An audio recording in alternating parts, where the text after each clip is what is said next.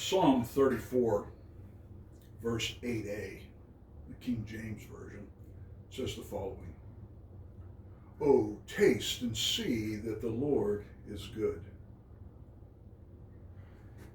The following is a recollection of one of a near annual pilgrimage I took as a child. It is June 1966, probably early June, just after the school year has ended. It's early in the morning, 2, 3, or 4 a.m. We almost always left in the cool, lightly traveled dark before dawn. There's a scent of strong, black, brewed coffee that always inaugurated any new road trip. The aroma rises and hangs in the air from the just opened and closed Stanley thermos cap cup. Dad has already sampled the brew. In the intermittent light of streetlights, I see a short drip trail of dark brown on the textured light green of the thermos bottle.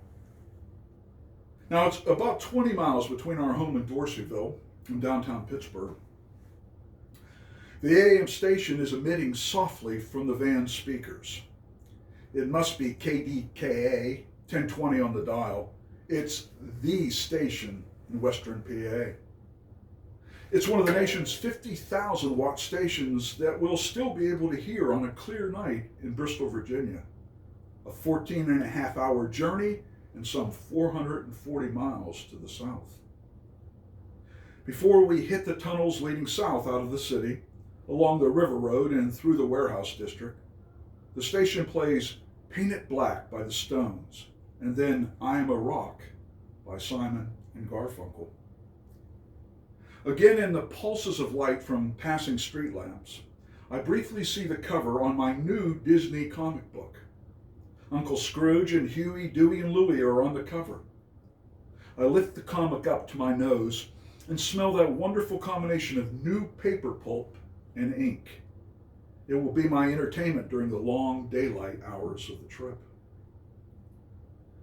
About 7 hours or midway through that trip on the West Virginia Turnpike, there it is, the eternal flame.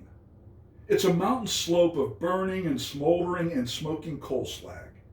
It has been a roadside attraction for my entire conscious life and will be for many years to come. A few hours later in Princeton or Bluefield or Beckley, I taste my first Royal Crown Cola, unavailable north of the Mason-Dixon line. It's a bold, thick on the tongue cola, and it's delicious. I feel and smell the cold, stale water from the pop cooler I take that bottle from.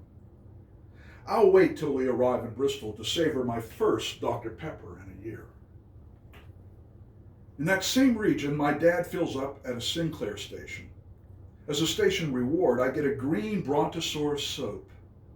I excitedly turn the dinosaur in my hand, making sure not to damage or break the tail. The soap fragrance smells like heaven.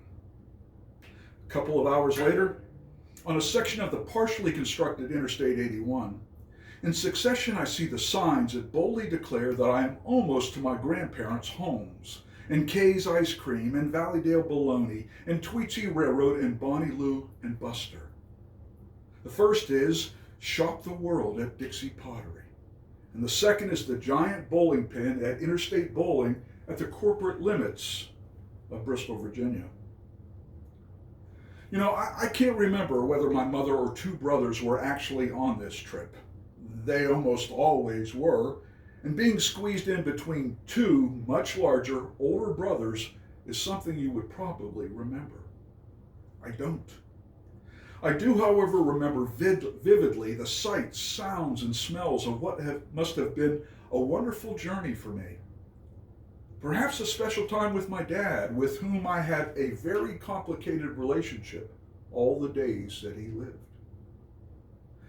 It makes me wonder, in our journey and relationship with our Heavenly Father, perhaps at times we should stop thinking about it and just let our senses take over. Let's just listen to the hymn, words and melody, and let the Spirit lead us where it will. Get drawn into the flame of the altar candles and watch how they dance across and meld into the colors and texture of the paraments and banners and robes. Smell the tart bouquet of the communion grape juice and taste its sweetness.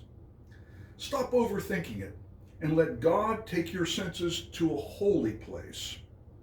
Look up the word theophany and recall from the Holy Book how God most often makes God's presence known.